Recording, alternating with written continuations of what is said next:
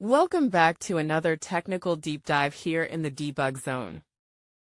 Today, we're tackling a big question and breaking it down with insights from other users. Hopefully this clears up some misconceptions and helps you get the answer you need. So buckle up, stay a little curious, and let's jump right in.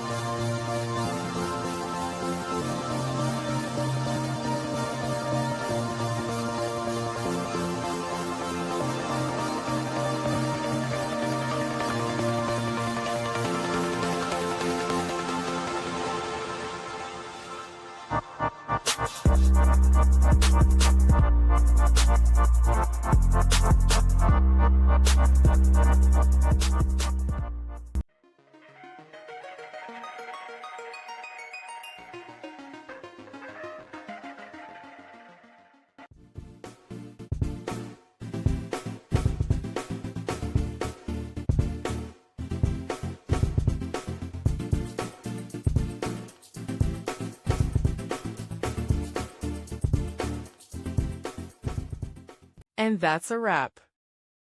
I hope you found the answer you were looking for. If you did, take a second to hit that subscribe button. It really helps out.